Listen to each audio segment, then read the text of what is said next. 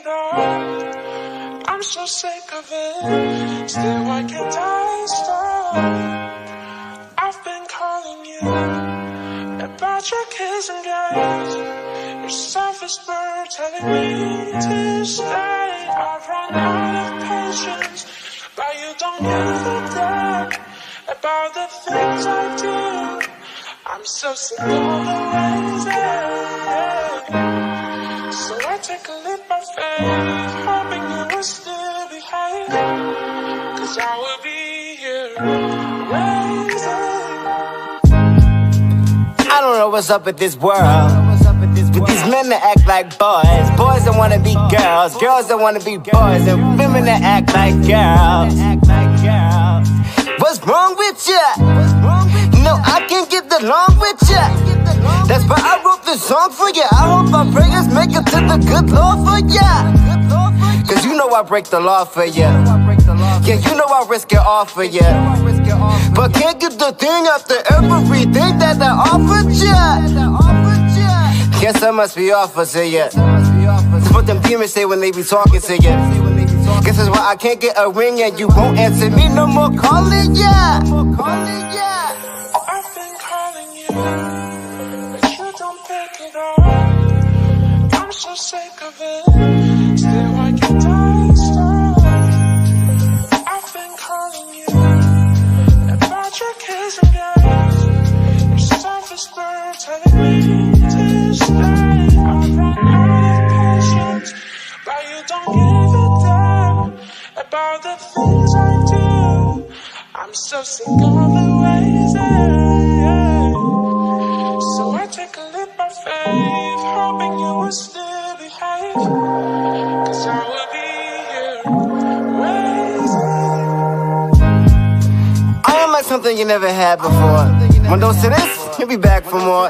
That's for sure. What you laughing for? The last thing I'm finna be is the last resort. I'm so not put the back and forth. I jump straight to conclusions and I'm out the door. Drop these ends, get you a real one. You always stay in touch with who ain't feeling ya.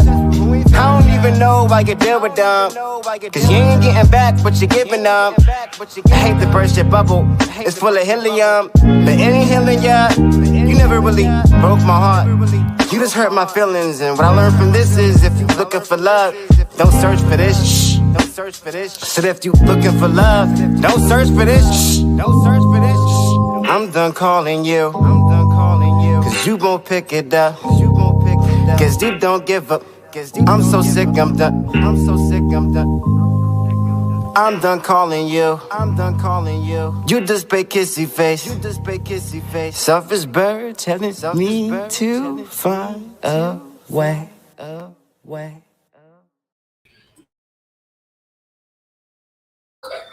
I was muted. Peace, y'all. Welcome to the weekly planetary forecast. I missed you guys so much. Because we are in Virgo season, I'm going to read over pages, a little excerpt from the Kabbalah as far as what Virgo energy is about for those of you guys who don't know and need to be reminded. Oh, and shouts to my boy Grizzy Ray. That's who you guys just heard on the song just now. That was me and him in the video. He's also a Virgo. He just had a birthday, so happy birthday, Grizzy. You can find both of us performing this Friday in Trenton. I'm very excited, and much gratitude to Grizzy Ray for allowing me to perform during his set. He is so selfless. I love it here. But yes, y'all make sure y'all follow him. Make sure y'all support his music, all the things that he's doing. He has such a beautiful soul, a beautiful energy about him. I'm gonna get this background music playing. So let's go through the Kabbalah as far as what Virgo energy is about. This month of Elul is a completion of the lunar year. This month corresponds to the sign of Virgo. Which is I just heard a voice. Okay. This month it corresponds to the sign of Virgo, which is an earth sign and is ruled by Mercury. The sign of Virgo is connected to the practicality, working, and serving others. People born this month feel the need to achieve financial security, working, and also have a great need to serve society. That's that nurturing energy that you guys are so accustomed to. Peace, y'all. People under the sign of Virgo find success in community careers as doctors, nurses, or any profession healing the body and the soul, such as social workers, service technicians, bankers, accountants, and in professions of beauty and fashion. The end of the lunar year expresses the Virgos' need to check and criticize their actions, like a business that reviews their year-end balance, profit, and loss, and stuff like that. This is how Virgos acquire their attribute of criticism, because this is where you're wrapping things up and you're starting to rehash and analyze and overanalyze as you get ready to do like taxes and stuff like that. It is easier to criticize and see what is wrong with others, but it's much harder to criticize oneself. And this is the real lesson Virgo should learn. I criticize myself all the time. I don't do that. Anyway, when is the correction of the Virgo complete? When they learn to love, honor, and accept the other person as they are without criticism, judgment, or trying to change them to their own criteria. I guess I'm going to be on this earth for a minute. The music and the voices clashing. But thank you for letting me know, because I would never know. I can't hear it. How about now? Let me know how that sounds now. Yeah, so it's easy. When the correction of a Virgo is complete is when they learn to love, honor, and accept the other person as they are without criticism, judgment, or trying to change them to their own criteria. Once the Virgo achieves completely unconditional love, they have finished their correction. And then that's when they get Nipsey Hussle. I'm just playing. Probably not. We don't know. Mercury in Hebrew is Kachav. Yep. Numerology value is Kavav, which is 26, which 2 + 6 = 8. 8 balance, gang gang.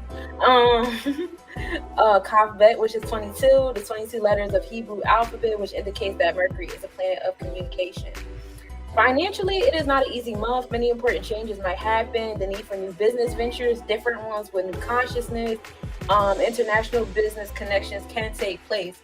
So, this month, usually, it depends on how I spent all the other months. Depends on how well this month goes financially. But usually, this is the month where I'm dealing with the most stuff, and it's but yeah. That was more so when my kids was in school, and then you had all the pressure of back to school shopping and school supply stuff and clothes and all that different stuff like that. And it's just yo, can I catch a break? Let me catch a break. So I can definitely see that. Gratefully, I homeschool my kids now. We use the same notebooks as last year. We just gonna finish off on the page that we started off of and just keep the notebook going. I don't really do nothing too crazy outside of that. So for me, I'm learning how to get it together. There is a large incident of immigration this month when more people find the need to leave their homelands in order to go to new places, looking for their luck and to change their lives. In personal relationships, there are more international connections and meetings, which means there is more openness to go out of the family or the circle tribe, traditions to meet new and different people and nations. And there is a greater inclination to widen and enlarge the metaphysical vessel in order to better understand through the Kabbalistic understanding the meaning of life, both in personal and global realms. So that's pretty exciting. That's pretty dope. Virgo energy. This Virgo energy is just here. It's not just, but it's here to provide harvesting energy. It's time to harvest how you want to spend the remainder of this year. This is a good time for those of you guys who wait till January 1st to get your New Year's resolutions in order. This is actually a better time of the year to get your New Year's resolutions in order because you're in a more analytical mind, especially right now with all the retrogrades going on, all these energies are slowing down for us to play catch up and be aligned and all that stuff. This is definitely a perfect time to go ahead and set your intentions for the rest of this year and the beginning of next year as you're analyzing those different things. So let's get off of how did we start the week of? So we start off the week with the sun on the cusp between fixated and mutable energy at 19 degrees, 23 minutes in Virgo second house. Second house being ruled by Virgo right now. So if you tap into that Virgo energy, we know the second house has everything to do with wealth, material wealth, how you're pursuing those things, your pleasure, seeking sensors and all that stuff like that. So if you're tapped into being analytical, doing some little like servitude. Also, like paying attention to like your decision making skills, how you make decisions and what decisions you make. All that stuff is going to assist you in this realm with all of that. Um, as far as, and that's in the tropical chart. You know, the tropical chart deals with your psyche, your mindset, things like that. The sidereal chart is more so geared towards your heart set. The sidereal chart, we're sitting in the cardinal energy of Leo right now at 4 degrees 12 minutes. Oh no, that's the declination, I'm sorry. As far as the sidereal chart, we are sitting in mutable Leo at 24 degrees 20 minutes in Leo in the first house. Okay, the first house is still being ruled by Leo. So in our minds, we Virgo, we analytical. In our hearts, we're sitting in that Leo energy, which is beautiful because Leo is associated with the heart chakra already. But we're sitting in that energy of the sun, tapping into our childlike selves, our child dreams, tapping into your creative self, your artistic self, romantic self, all those different things. And honestly, that's a lot of the things that you'll be analyzing during this season as well, because it's sitting in the first house. As far as the declinations go, the declination is set up to where, like, what is the planet's distance from the equator of the Earth? And then on top of that, it's like, you know, the planets don't just move forward to the next zodiac, they're also moving up and down. They're reaching their max declinations, their max ascendings, they're moving north and south, just kind of like how stocks move in the stock market when you're watching the lines and stuff like that. It's up and down and across. So as far as the declination goes, we're sitting in that cardinal energy of Leo in the first house. Just to remind you, the sun is ruling over your bones, your stomach, your right eye, heart, skin, head, joint. So if you're feeling a little issue in this realm, I would tap into the sun energy and work on that. There are healers out here who specialize that. I'm not in the space yet. I'm a knowledge hoarder, so I have to hoard knowledge for a few years before I'll be like, all right, y'all know how to do it. Like, it took me a few years for me to even be sharing the planetary forecast with y'all, because I used to just do it for myself by myself for a few years. But all together, I've been doing this for quite some time now, for like 8-9 years now. So that's fun. Maybe like 4 or 5 years on YouTube. So that's how I am with things. Anyway, moving into the moon is your feminine self. This is your internal energy. Usually when people say the word feminine, they be having it so chopped and screwed. They just use the word, oh, feminine, that means girl, that means girly like. And the feminine is going inward. Feminine is internal energy, introvertedness, intuition, inspiration. Anything with the word I-N in the front, that's feminine. You understand? You're going inward. As far as the moon being a feminine energy, this is also like who you are and how you are as your most comfortable self when you're around individuals that just make you feel all right. Right now, the moon is in Aries. It's at 12 degrees, 17 minutes. Aries, 8th house. You know, the 8th house is ruled by Pisces right now. So spirit is in control of all transformation, of all death and rebirth and all the sexual urges or sexual terminations that you guys are feeling. All that is spirit. Pisces is rolling over all of that right now.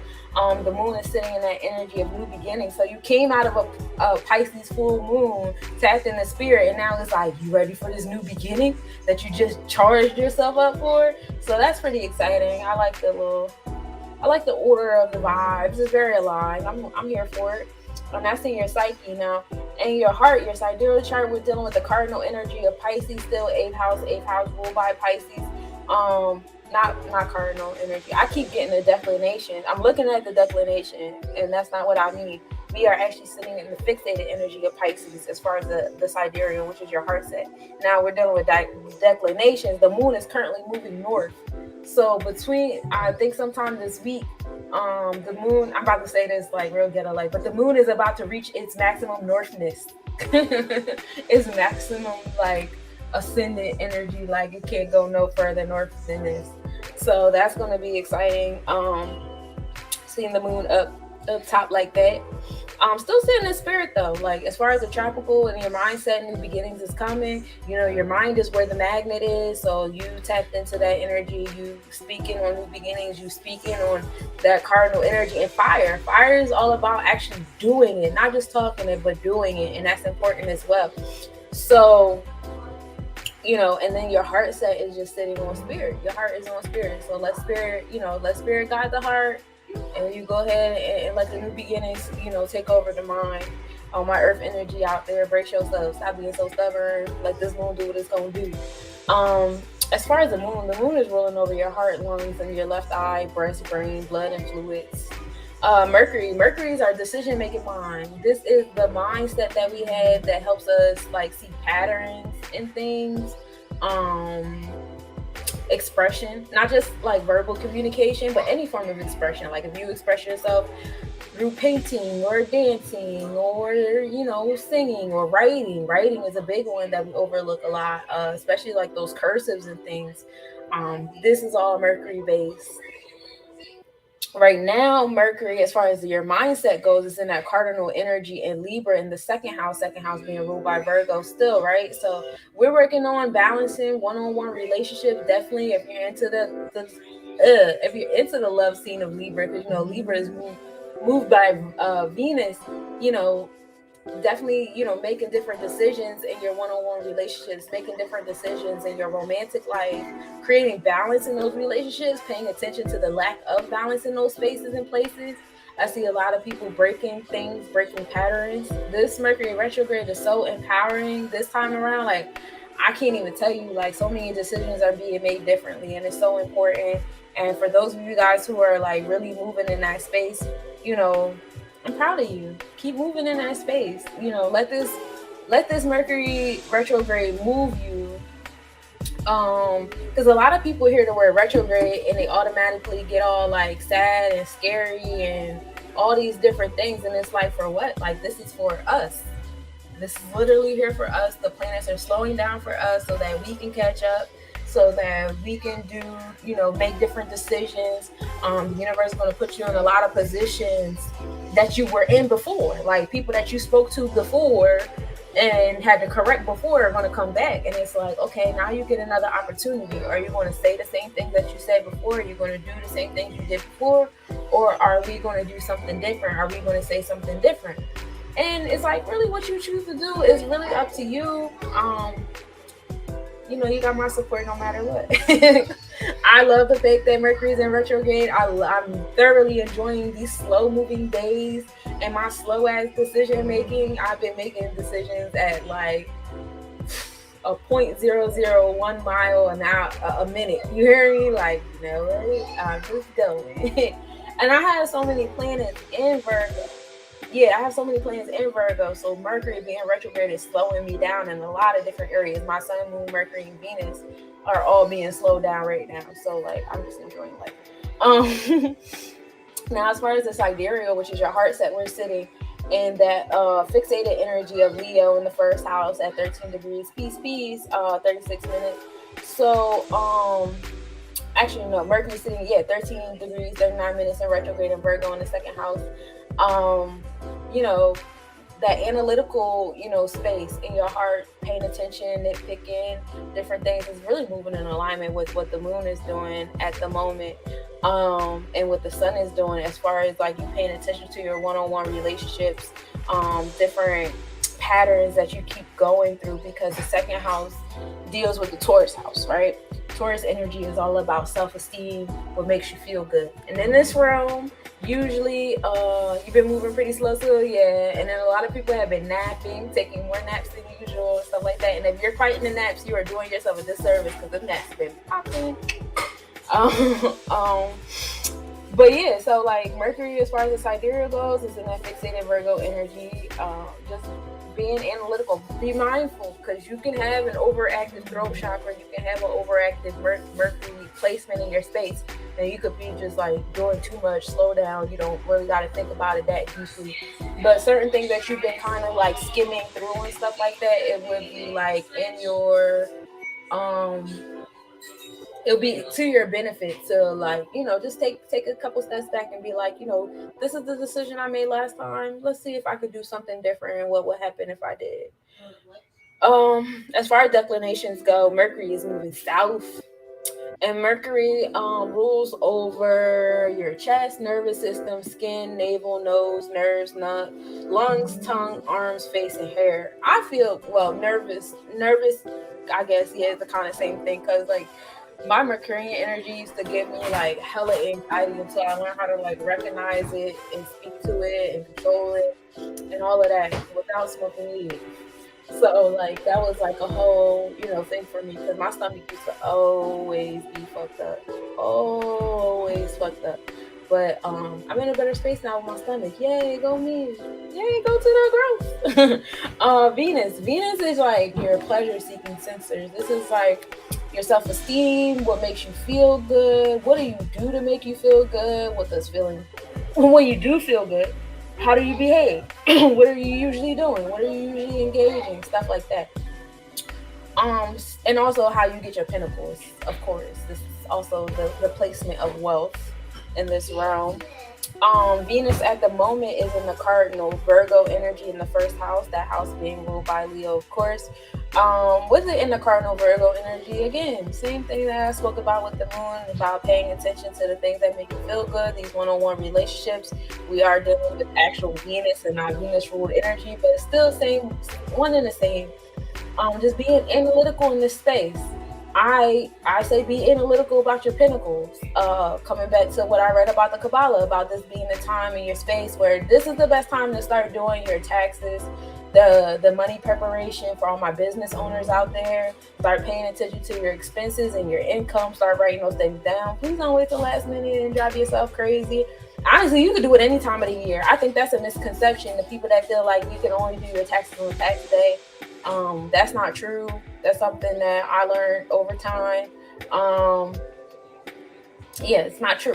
You do taxes whenever you feel like it, but if you want to be in alignment with how they got the equinoxes and the solstices split up and how everything is split into 3s and 4s and stuff like that, this is the perfect time to start looking into those things, start looking into your money, start making different plans with money.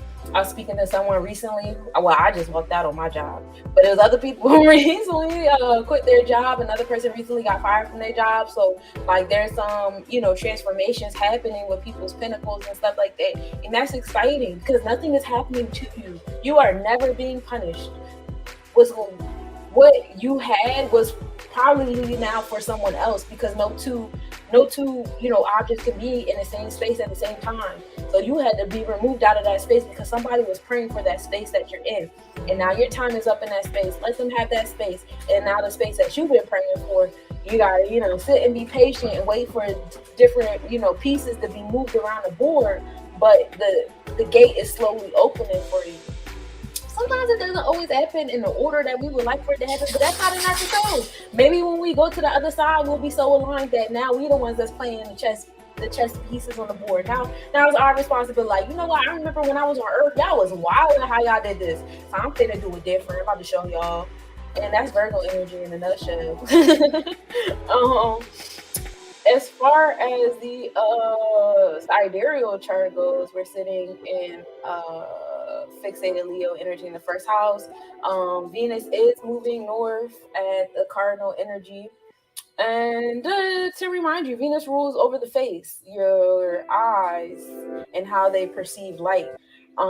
Which light makes things, actually like look how you want them to look. Our eyeballs' ability to curve light and shade light and all that stuff, that affects the colors that we see, how vibrant they are, this, that, and third. That's also a pleasure-seeking sensor, right? We love to see beautiful things. I love looking at paintings and sculptures, and I make jewelry. I love looking at pretty stuff. I love wearing pretty clothes.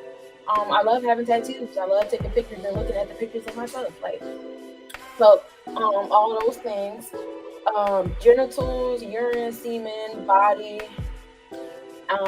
the way your body shines, like your body oils, and your vision and your throat. That's what Venus rules over on the physical sense. So now we're going to get into Mars. Mars is like your motivation energy. Oh, you just quit not too long ago. Congratulations. Again, I walked out on my job. Yeah. And you know what's funny? So I woke up that morning and I was like, all right, I'm ready to get fired today. I just felt it. Like, I really just got up and was like, yeah, I'm ready. Today's the day. It's happening. So I went to work, and I usually go to work in my regular clothes because I don't have a car, so I walk. And it's not a foreign walk, but I don't like people seeing where I work at. So I don't wear the job shirt. I'm wearing my regular shirt till I get there, and I'll change my shirt in the bathroom. But when I opened up my book bag, my shirt wasn't in there. So I'm like, oh snap. I was like, do y'all got an extra shirt here? And the girl, and oh yeah, I was also upset because when I walked up, there's a particular coworker I hate working with. She be there with her baby. Her baby be screaming and yelling. She's loud and ghetto. It's just a whole thing I just don't like to deal with. I don't like her energy at all. I tried it, in my head. I'd be like, Nika, you always picking at people. Like, just sit down and see. She might be cool. No, she's not cool. I don't like her. So I was already irritated when I see her car outside. Like, God damn it, just fire me today. So she was like, no, we don't have a shirt for you. You got to go home and get your shirt. Now, mind you, that was like a 45-minute walk I just did. So I walked back home, and the whole time I'm walking back home, I'm like, yeah, so what we finna do? I'm about to go home, eat some breakfast, walk my dog. I'm about to do mad stuff. I'm not finna walk home, grab a t-shirt, and walk back. Like, no, I'm about to make this count. So I got home, found my shirt, and then I sat down and I just started doing hella shit. I started updating my website. I started reorganizing my jewelry. I started hitting up venues. Like, y'all looking for vendors? Like, y'all trying to book me for a performance? Like, y'all could book me on my, like, I just started doing mad stuff for my business. And then like hours passed by and I was like, yeah. Then my sister came home and I was like, yeah, that's it. I think I got fired. Because once my sister come home, you know what they done. Like, oh, sunflower space cakes. Aren't y'all I don't know why I was thinking about y'all earlier. I felt like y'all was the ones that was doing the grilled salmon, but I'm probably like confusing business names. But yeah, so that's how that went. But yeah, I'm done with this. I felt it in my spirit when I woke up that day. Today is the day. This ain't for me no more. And that's when Mars was entering Gemini too. My natal chart, my Mars is in Gemini. So the fact that Mars is in Gemini right now is super dope. Mars is the energy of motivation, what gets you going. Also anger, like what anger look like on you? What do you look like when you're angry? And it's not the word anger. It's really like warrior spirit.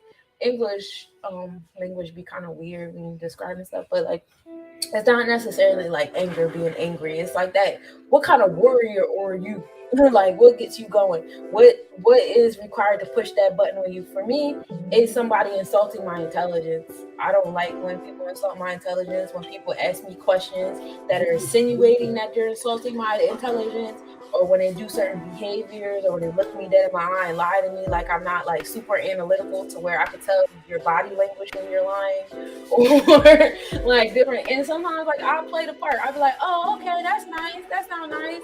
I'll let you like think you getting away, but like inside, like I'm fucking boiling because what the fuck? I'm very smart. I'm a very, very intelligent individual. So please don't do that to me.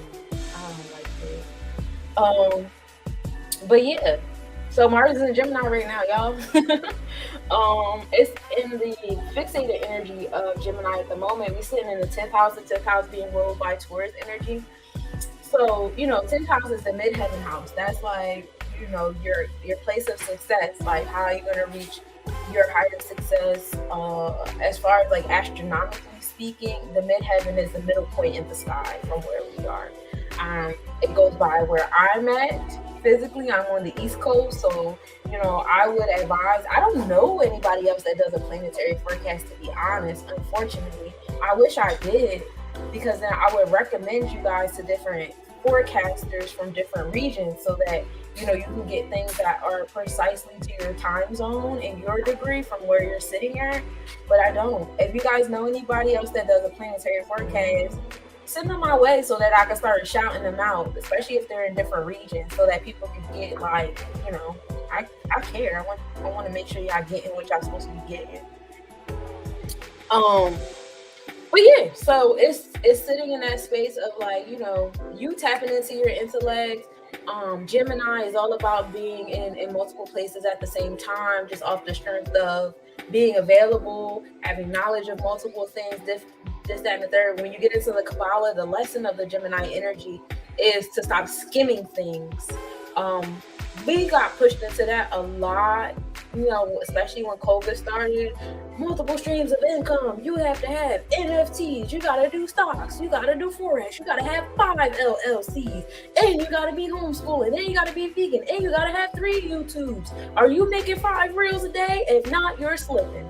Like, that's a lot, and that's definitely the energy of Gemini. Just be mindful about overstretching yourself, overstressing yourself.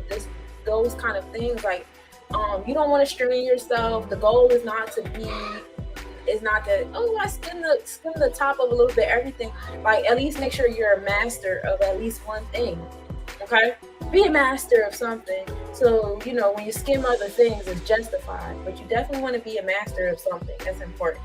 And that's one of the lessons of Gemini, is learning to find balance in that desire to be everything and do everything.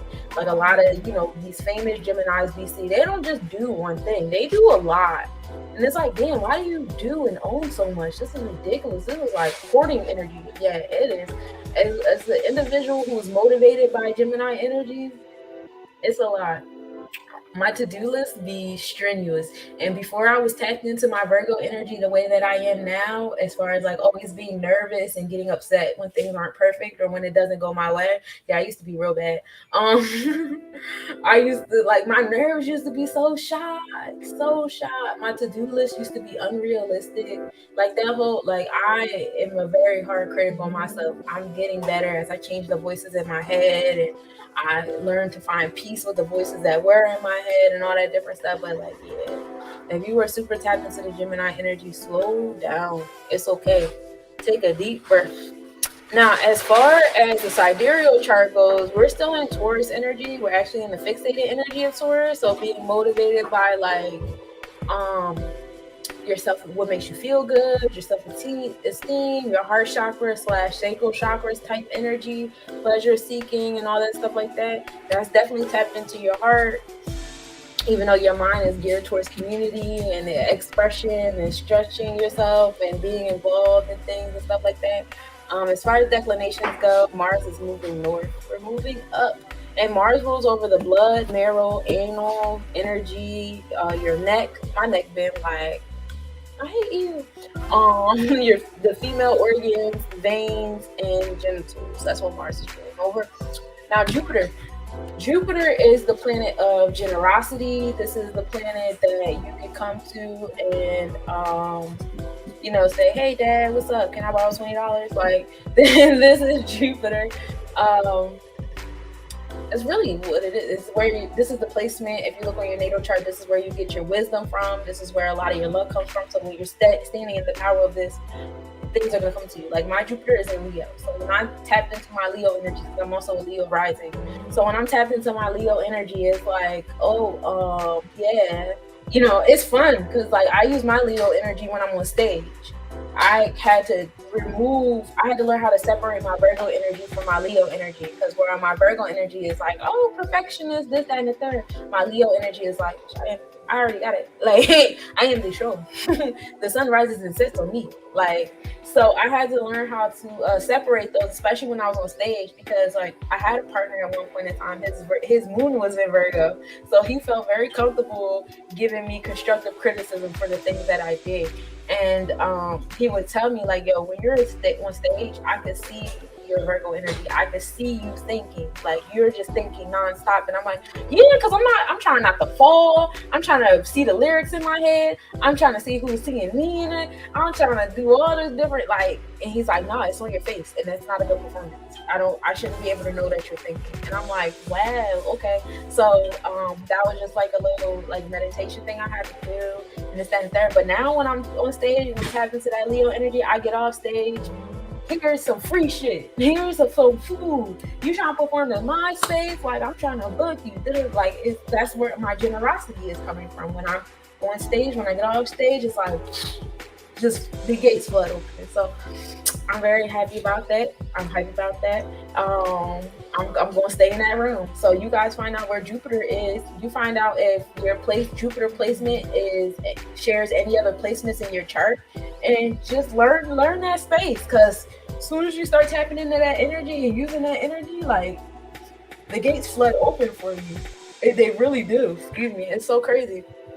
Um, what did I talk about? Did I talk about how it's in retrograde? No, it's in retrograde, so it's slowing down. It's at the cardinal energy of Aries at 5 degrees 36 minutes, so it's over there with the moon a little bit. It was actually like closer to the moon about yesterday or so. Um, but it is in retrograde, so Jupiter is slowing down, so y'all can catch up, so y'all can know and learn about Jupiter energy and what to do with it, and this, that, and the third. And I like that it's slowing down because it's giving you more opportunity. Granted, Jupiter is a slow ass planet to begin with, but it's giving y'all more opportunities to tap in and receive the generosity that you deserve. Aries is the energy of new beginnings. Aries is the get it done energy. We're talking about the card, the wand, tarot card. That's all about getting things done, getting things complete and stuff like that. So, being tapped into this energy is going to give you new beginnings. Tapped into the eighth house of transformation, sitting in your solar plexus of power, you know. So when you tap into this energy of, Jupiter, you're definitely tapping into that solar plexus energy as well, tapping into your power and your power space and stuff like that. And that's always fun. I always enjoy stepping into my power. And we already know that the eighth house is ruled by Pisces, right? Spirit is ruling that transformation space. As far as the sidereal chart, while we are getting our generosity from being a new beginning and receiving new beginnings, in our heart, we are getting our generosity from tapping into spirit, because we're at 0 degrees Pisces. So Jupiter literally just entered Pisces not too long ago, but now is it's moving in retrograde, so it's back at the beginning at 0 degrees.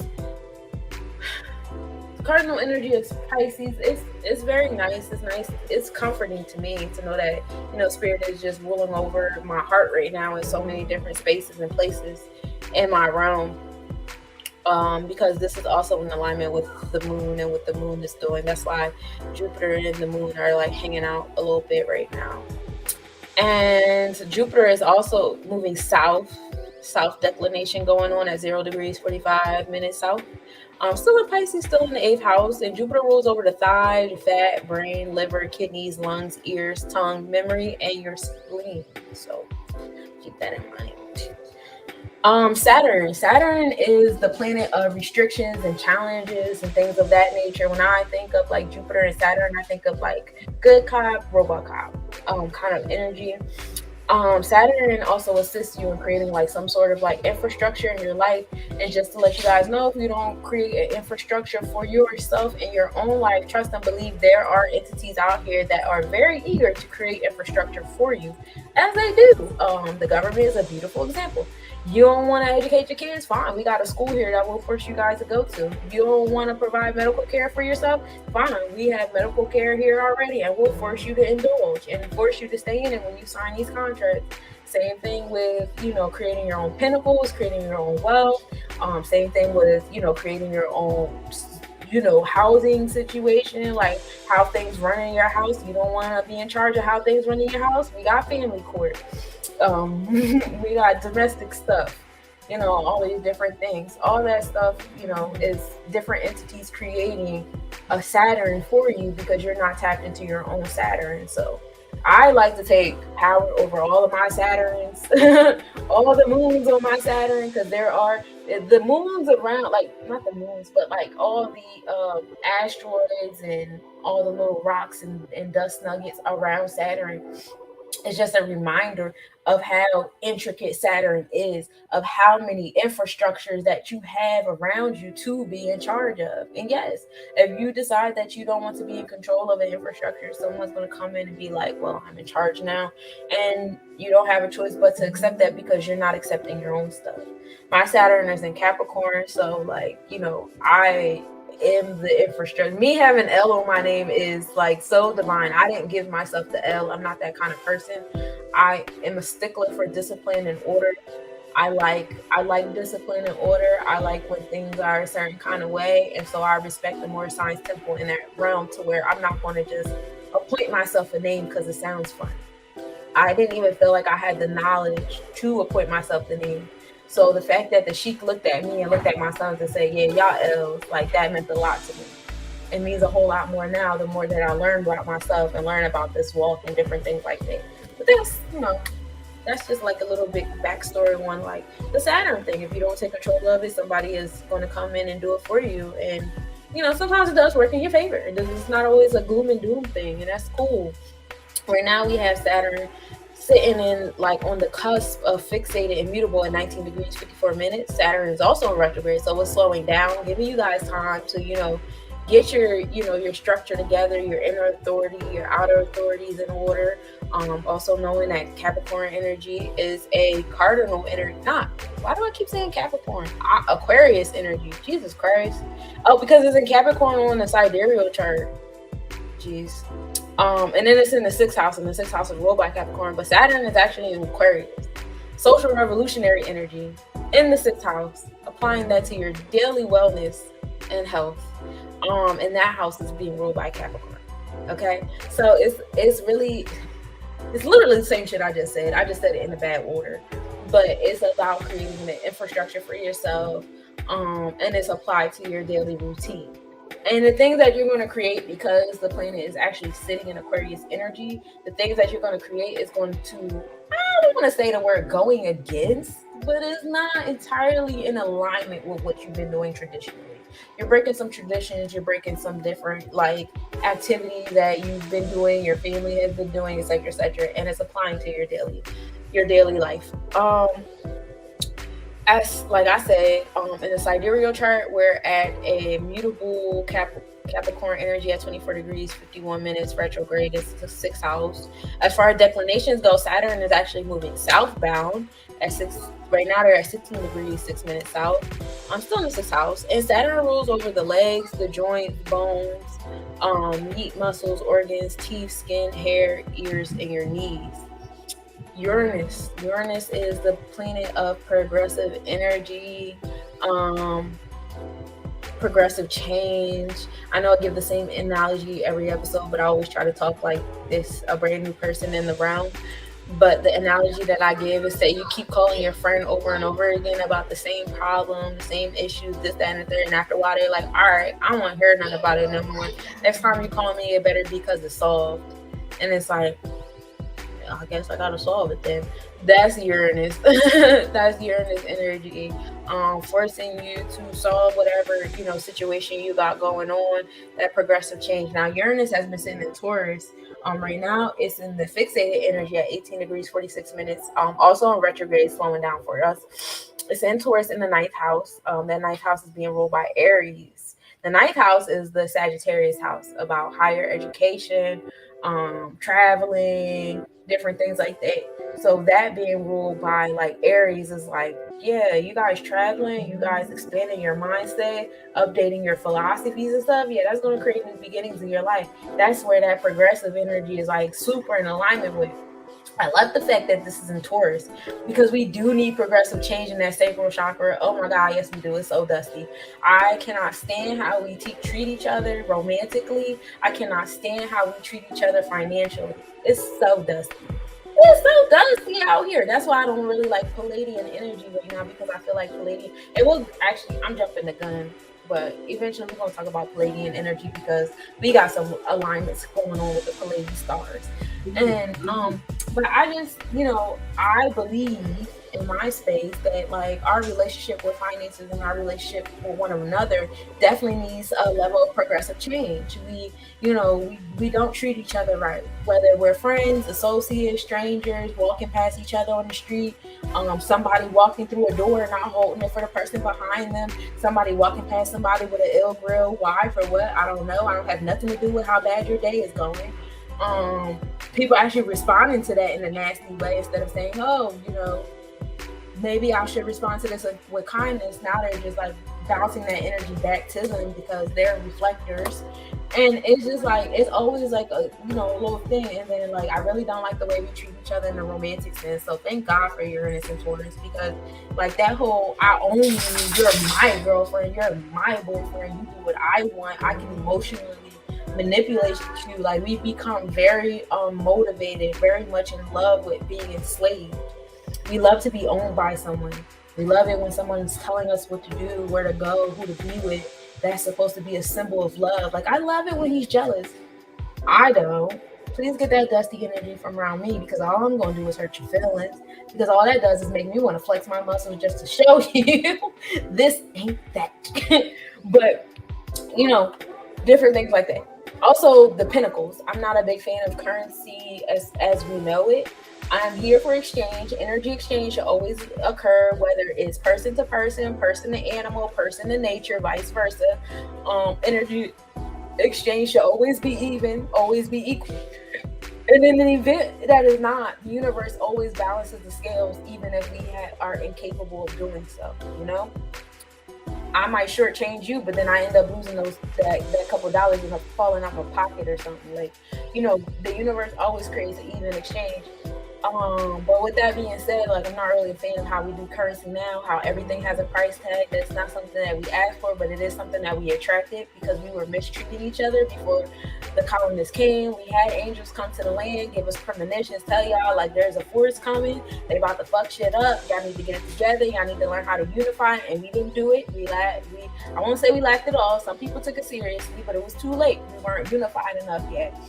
And because of that, it was very easy for these individuals to come into our space and create even more division. Got us snitching on each other for some extra gold coins, some copper coins, you know, got us over hunting on each other's land for fur and stuff like that, forcing our children into school. The school system was a war tactic of indoctrinating our children. We forget, I don't know when or why or how we forgot what was war tactics, but a lot of the things that we live under in this corporation, because they've been corporations. They was coming from England. They were companies, the Bay Company, this company, that. They were literally called companies. They never changed that about themselves.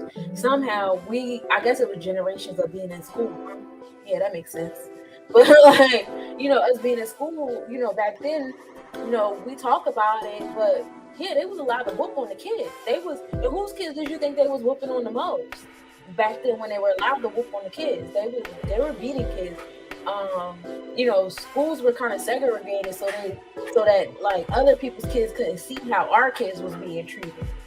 You know, they didn't want all that stuff out there because, you know, people read the news, people, you know, hear about it. It's going to come out, and people like to keep their dirt underneath the rug where it belongs. So it's just like a lot of stuff like that. I see Uranus creating progressive change in a lot of those war tactics that we have forgotten were war tactics, and we started to become comfortable in, and it started programming in our heads, oh, you have to do this. If you don't do this, the world's going to end. And then people don't even realize how like emotionally invoked they get. Like, you didn't go to school today? I'm going to beat your ass. Why? Because generations ago, it was scary to not go to school.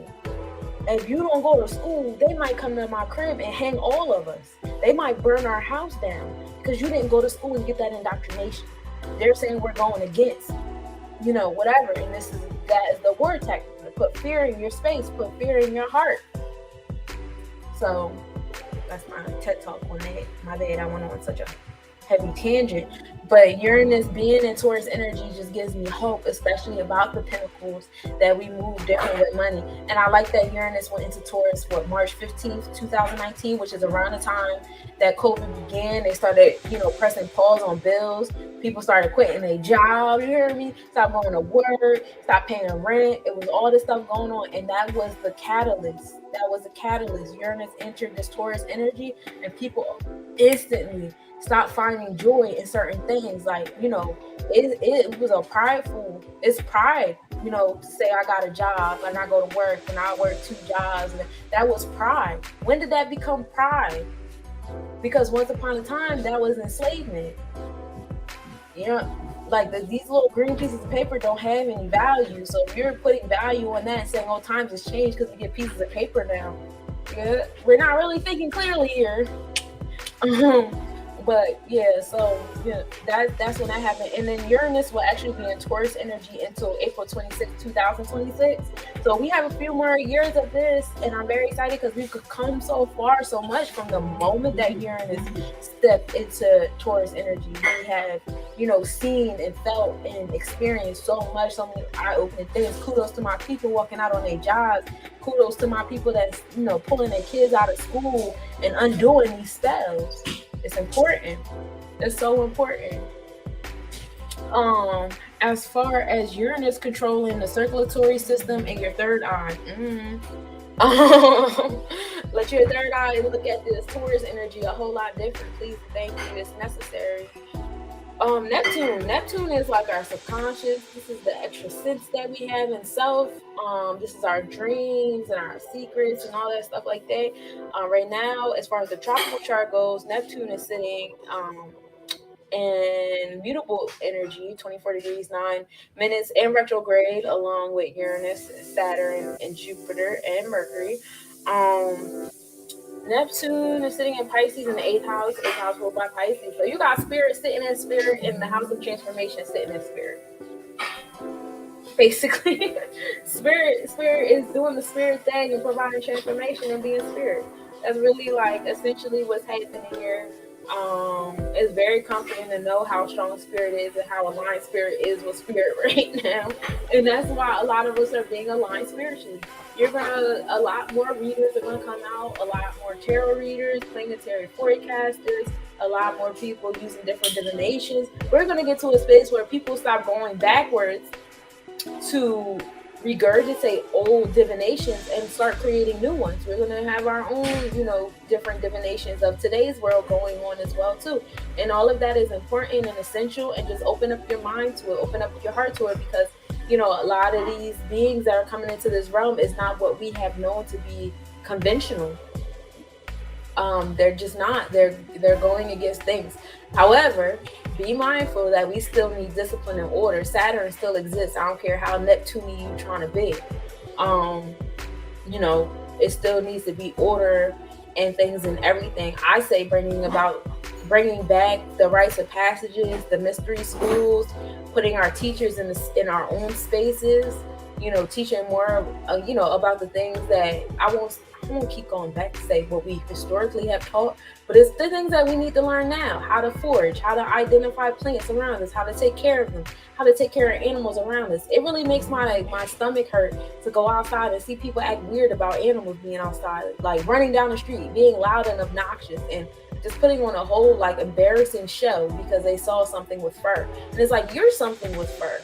And these animals, they're here and we're supposed to be protecting them, and we ain't doing nothing but being gluttonous and eating them and injecting them with a bunch of shit so that they could be fatter, and when we eat them, and then wondering why our DNA is being manipulated. Well, that's karma for that ass. That's that equal exchange. You want to treat the flora and the fauna terribly and still think you can consume it? Well, it's finna consume you back. And that's for my vegan eaters too. You go ahead and keep eating that processed stuff in them boxes and bags, thinking it's better because there's no meat. It's probably worse. It is worse. And then, for those of you guys who still aren't growing your own gardens, but you still food shopping in certain spaces, knowing that they spraying the stuff. Same thing. And I'm not just talking to y'all. I'm talking to me too. Finding some level of balance and stuff. Have fun. Yeah, it's a whole thing. But that's the equal exchange. People need to be more mindful of. That's something that could be taught a whole lot more, a whole lot better, a whole lot more repeatedly, on a daily basis. Because a lot of times we get so caught up in human to human contact. It's not just human to human, it's adult to adult. We don't even be thinking about the kids a lot of the time. I see so many people that be so bent up on educating adults, they don't even be educating their own kids. They be sending their kids to school every day and celebrating getting rid of them and making them feel unwanted and all this different stuff. But they sit online and talk to adults all day I want to educate y'all. I want to heal y'all. Heal your bloodline. That's what you're here for. You over here trying to heal other people's bloodlines. That's up to them to heal their bloodlines. Now, you can guide them. You can tell them where to go and what to do. But if you over here yelling at adults and stuff like that, you shouldn't be yelling at your kids neither. But that energy, that passion needs to go towards your bloodline. And not just your kids, your little cousins, your younger siblings, your nieces and nephews. Anybody that call you and be like, oh, can you babysit? Yes, I can. Bring them over right now. Heal your bloodline. Take your place. What are we talking about? That's Uranus. Neptune. Neptune, as far as in your heart, is sitting in that Aquarius energy. Is actually on the cusp of moving from Aquarius to the next sign of, what was that, Aquarius? Pisces? 29 degrees, 6 minutes in retrograde in the 8th house. So in your heart, you're dealing on that last degree, that 29 degree, which is usually like the hard one, the difficult one, because it's literally like the last thing before the door closes. Like, and another thing, one more thing to go in your heart before I walk out of here. Like, and it's always some nut shit. So be mindful of some little social revolutionary energy in your third eye for the moment, telling you just a couple more things before you go. But yeah, did I say Neptune rules over your nervous system and your thalamus? And Neptune has been in Pisces since February 14th, 2012. And it will remain in Pisces until January 26, 2026. So 2026 is a good year, y'all. Keep your eyes open.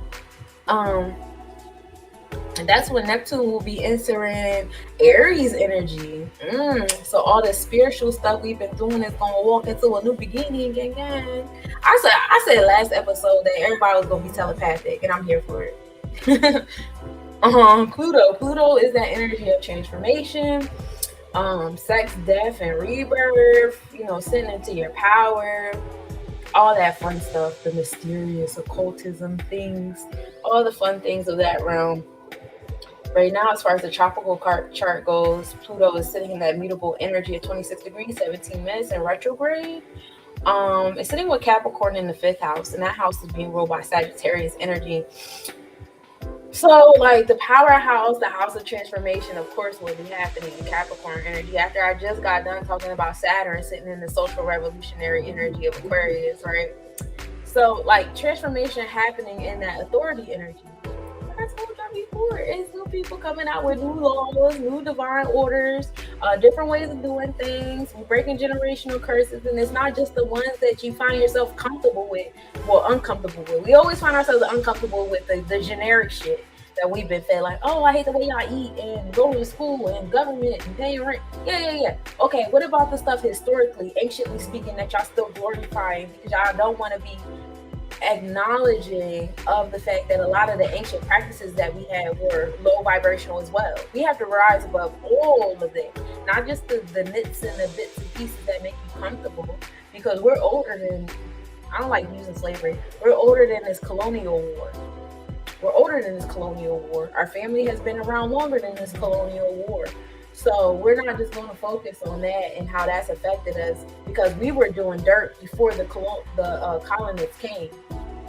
And if we're only going to go back as far as where we were before they came, we're going to end up in the same exact spot that we in now. We're going to end up having to come back here and clean up the same exact shit.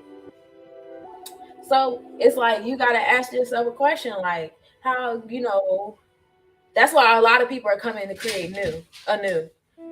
Because like, it's like only but so far you can go back, because so many things have been destroyed. And I had already said, like, when Queen Elizabeth passed, it was like, I don't know what word to use when I'm speaking in English. It's an alignment that she passed on 9-8, because 9 is the number of completion, 8 being the number of balance. I have a few like feet kissers on my timeline that are doing any and everything to be like, it could have been worse. We could have had a male king and he could have been worse. Okay, but we did it. We had her, and she never got better. It was never a time where she was like, okay, you guys, here's your shit bag. Here's your tax money bag. Here's your gold bag. Here, you guys can stop mining and stop killing each other off of these little coins, because we're the one that created the price tags to begin with. How about y'all guys just stop doing all this stuff? Like, she never did all that. So I'm not about to sit here and sing praises, because it could have been worse. It wasn't worse. So be present. Be present. We had her, and she can do nothing better. I don't want to hear about whatever darkness she might have went through and all these little hypothetical situations people want to go through to try to like bring light to them. That's weird, because that's not reality. You're creating an alternate reality that does not exist to justify you wanting to kiss her feet, and I'm not interested. But shouts to the individuals that's putting so much energy into doing that, because the posts that you create are very creative. I see some. I am not with the shits. Please stop tagging me in them. But that's neither here nor there. I say, like, with her passing on the 8th being a day of balance, and then I believe it was a Thursday as well, right? I could be wrong, but Thursday is ruled by Jupiter, so that's generosity, luck, and wisdom. a lot of scales is going to be balanced. A lot of things coming back.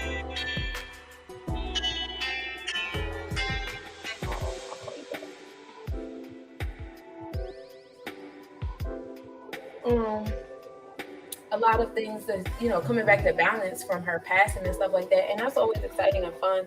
But like I said, Pluto's causing transformation and this like structure and this law creation thing, this cardinal energy of leadership and all that stuff.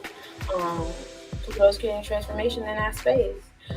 Pluto's as far as the sidereal chart goes, we're sitting in that cardinal energy of Capricorn energy.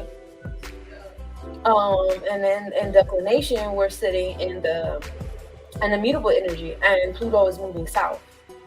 Still in the 5th house, still in Capricorn energy. So Pluto is in Capricorn in your mind and in your heart all at the same time right now. And so we're definitely in alignment with creating transformations in that space. It's going to feel good to you. It's going to clear your mind and get things going. So like keep moving if you're already in alignment with that. That's important. For those of you guys who don't know, Pluto is all about the formation of cells and your reproductive system. Pluto has been in Capricorn since January 26, 2008, when Obama came in office. Didn't that like shake up the authoritarian realm of things? If it wasn't just in the government, it was shedding light on how Congress moves. It was also shedding light, like for me personally, that was my freshman year at college. So it was like a really big deal to me. I finally get to vote, and dang, it's a black president. I'm here for it. Also bringing more like celebrities into the White House, opening up the doors for individuals who's not a career politician to have acceptance in the White House. All that different stuff like that is pretty cool, pretty interesting. I still have like in detail things of how I think about, different stuff going on as far as all the celebrities being in the White House and all how it's weird that kids kept going missing by the thousands. Every time these people went to another state or another country, a whole bunch of kids would go missing. I thought that was very weird and very odd. But that's neither here nor there. We can talk about that, but I'm not with that. But that's when the catalyst started, though, when he came into office, and things been kind of like shattering and moving ever since, right? And no worries, because we got a few more years of this. We got 2 more. So the next, presidential election, January 20th, 2024, when they get sworn into office and all that stuff, because that happens around January 19th, 20th, right? At that very moment, it's gonna be like, and you got life messed up if you don't think that these federal politicians don't have an astronomer or astronomer/astrologer telling them these dates and times and stuff like that. Mark my words, January 20th, 2024. Go ahead. Pay attention to the politics, because things will be moving, things are going to be put into certain places and stuff, because Pluto's going to be entering Pisces energy. No, Aquarius energy, detachment, social revolutionary energy. So ain't no telling who's gonna get voted. It's probably gonna be like, our first woman president or our first black woman president. It's gonna be something like that. It's gonna be our first something. And inside of a lot of spaces. But something going to happen. Anyway. The true note is the path of the moon. This is your destiny, the soul tribe, according to the Kabbalah right now. The true note is in fixated Taurus energy, 14 degrees, 43 minutes in retrograde. I'm sitting up in there with Uranus, right? Yeah. Creating progressive energy. The true note is like the energy you need more of in this realm, in this life, to keep going. We know the 9th house has everything to do with higher education. So if you tap more so in that realm, it's going to bring you to a higher mind space. And this is ruled by Aries. So it's bringing new beginnings into your space when you are tapped in and enlightening yourself and expanding yourself and your mindset. Now, as far as the sidereal chart, which is our heart set, we're dealing at 19 degrees. So we're right on the cusp of fixated and mutable. We're moving into immutable energy. Still in retrograde in Aries in the 9th house, bringing new beginnings into our space. As far as the declination goes, it's at 16 degrees, 38 minutes north. So true note is moving north. And just to let you know, the true node changes zodiac energies every 18 months. And it rules over the legs, breathing, your neck, and your lungs. The ascendant energy, this is the east horizon where the sun rises. It changes every 4 hours as far as the zodiac goes, which is why it's important to know what time you were born. Um, but like there is a way, like if you guys don't know what time you're born, if you just tell me the day, I can go. I can find out. I can give you a estimate of like the different ascendants that you could be during that day, but. Mm, hmm. um, the ascendant energy at this time is immutable Gemini energy at 27 degrees, 30 minutes, and retrograde. In Gemini in the 11th house being ruled by Gemini. So the true, the ascendant energy is up there with Mars. You know, the mask that you wear for other people and the mask that you wear for yourself, what you give and what you expect, all that is ascendant energy. It's like your overall self that people see. And then for the most part it's a lot in like communicating, expression, thinking about the throat chakra, because Gemini energy is really about your throat chakra, having futuristic thoughts. These are the individuals that are being seen right now in this moment, individuals that are here for the community and all that different stuff right now. Tapping into the 11th house, that's your humanitarian pursuits, giving to other people and stuff like that. And of course, that's ruled by Gemini. We all be out here communicating what we need to do for our community. Um, I look forward to us getting into a space where we're actually doing things more. There are a lot of people out here that are moving and shaking though, and I tip my hat off to them. I'm more of a teacher. I'm a very good teacher. I will go out there and do some shit though. When I was in my early times, like my 20s, when I was in my 20s, I was one of those people that was outside protesting. I was coordinating marches and protests, and I had my fucking horn and my flyers. And every time I was outside somewhere, I was passing out flyers to somebody about something. I was really on. I was on the shits. And now I'm here teaching. The midheaven we spoke about already, about the midheaven being in Pisces. It's in, that is the middle sky. It changes 1 degree every 4 minutes, so it goes into a zodiac every 2 hours. Peace, y'all. The midheaven right now is in that cardinal energy of Pisces. So like your achievements, aspirations, just movements towards success.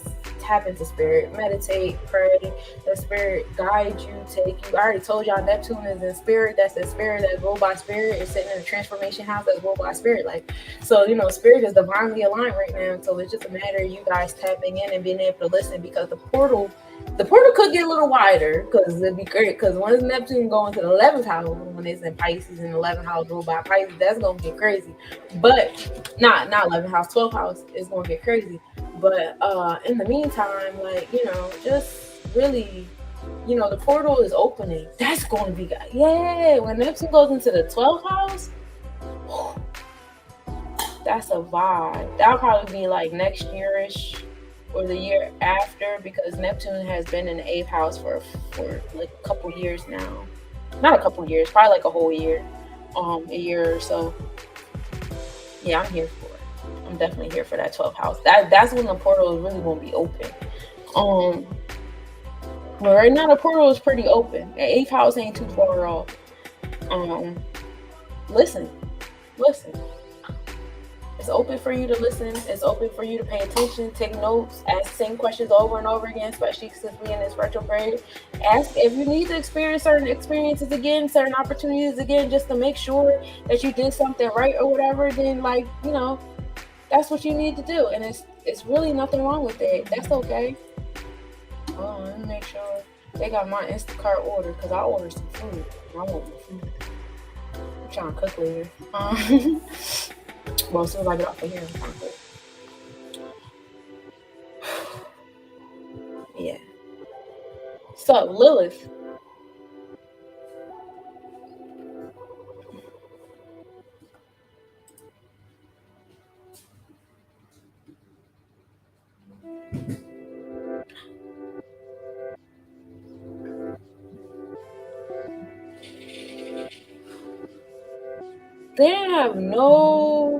They're killing me. None of these Okay, so this is why I need to grow my own food, because all these supermarkets are not having like produce like that no more. I gotta go somewhere else to get my watermelons. It's alright, cool. It's cool. I'm cool. My food is on the way. Lilith. Lilith is the furthest point of the moon's orbit around the Earth, and this is when the moon is most isolated. This brings off the energy of like where you need. If you look on your natal chart, this is like the energy in your space where you need to assert yourself more. This is your primal energy that you keep to yourself because you feel like the world don't really want to see this energy about you, and it triggers you when you see this energy being worn on the sleeve of someone else because you're like, ew, why are you wearing that energy out there like that? Like nobody should be wearing that, because that's so when you learn how to embrace that part of you, you'll learn how to be cool with someone else walking in their space.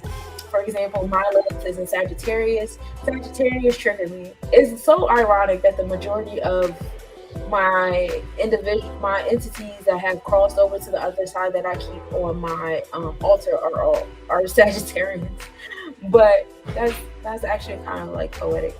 But yeah, that's the energy that you suppress about yourself. I'm not really a big fan of the me, I energy that Sagittarians have, but that is the energy that I need to start exerting a little bit more because I'm a recovering people pleaser. So I gotta put that out. I've been suppressing the me, I, because I was always taught that that's not how you're supposed to be. That's not what you're supposed to do. So when I see it in other people, especially when it's at like an overextended realm, I get triggered like, ew, does that always have to be about sometimes I like to be about me. So right now, Lilith is in Leo. It's in the 12th house. This house is being ruled by Cancer energy. So you got the sun and moon balance sitting on the dark side. Just really tapping into that leadership type of energy, tapping into that fire. The humanitarian pursuits. I see a lot of people get triggered, like why everybody got unks and everybody using crystals and everybody's meditating and that's not what you're supposed to do. And people really getting triggered by that. Why? Because they suppress that part of themselves. They don't really tap into that part of themselves. They ignore it every day. Their intuition or their mindset or their heart set tells them to do something and they go against it and they live miserably. So to see somebody else actually doing it and living it, it bothers them because how dare you when I can't? And who told you couldn't? If we all did it, it would be more so allowed and more so accepted. But because you're creating this division where there's some people who are and some people aren't, it gives those Saturn entities the green light to keep their, authority selves going, because there are people out here that are still suppressing themselves and repressing themselves to be a part of the hamster wheel. So those of you who want to walk off the hamster wheel are having a little bit of a hard time because it's not being done in unity to, the extent that it could be done. That's my talk on that. But yeah, it's triggering for a few people. People are getting upset. People are calling it demonic, devil, whatever. You're not doing righteousness and blah, blah, blah, blah. Okay, cool, whatever. Whenever you're ready to stop suppressing that part in yourself and you're ready to come to terms with the fact that what I do for my ancestors and the people that crossed over is the same shit you're doing for Jesus, John, and Joseph, like, we can talk. Until then, leave me alone. We have... Oh yeah, just to let you know, I love Lilith because Lilith be on the nines. It spends about 9 months in each sign, and it takes about 9 years for a full 12 zodiac sign return. Chiron is so I'll have my Lilith return on my 36th. That'll be fun. Chiron is how you turn your superpowers out of trauma. So you have traumas in your life, things that you've been through, different stuff like that, and you just like learn how to transmute it into a superpower. Like a lot of people that have been through certain traumas and stuff in their life, they turn around and write books. Like Dave Pelzer is my favorite Chiron story because that man wrote books on his child abuse and how he survived as a child and how he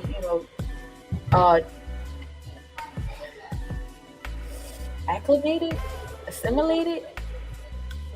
He got used to being a free teenager because he finally got like picked up by DIFAS and stuff. I don't know the word that I want to use, but how he got acquainted with no longer being in that house and doing things different and stuff like that as a young child and a young adult and stuff like that.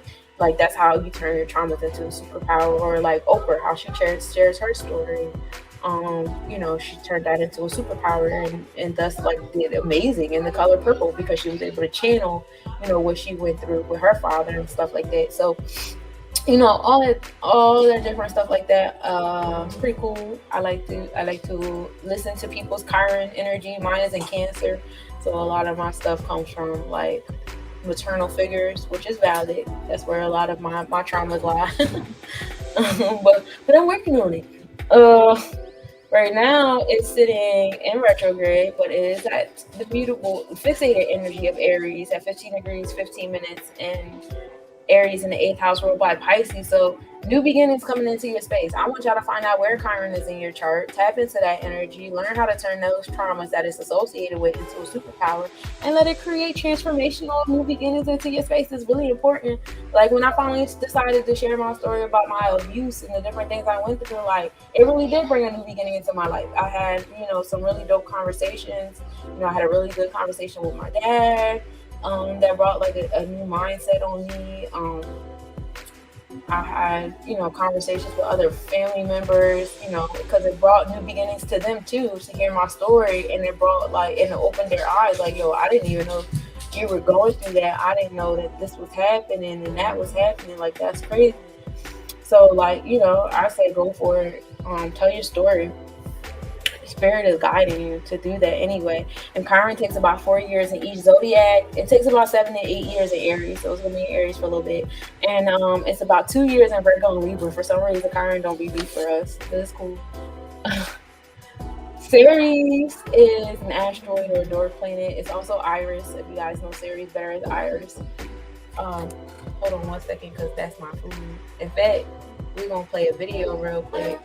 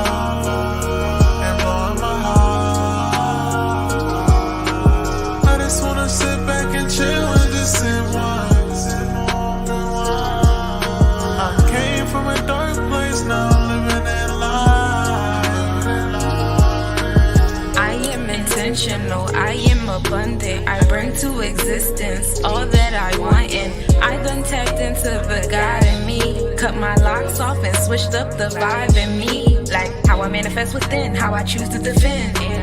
Who I label my friends, how I make amends. Cause I'm choosing laughter, is peace that I'm after. I abracadabra, then poof, chakras blast off. My soul take this cast off, projection surpass obsidian protection in case this trip lasts long. I see with 3 eyes, that's why my crown headstrong. Corona is viral to spirits living dead wrong vibration. I just wanna chill around positive vibes. Nothing negative, it will fuck up my vibe.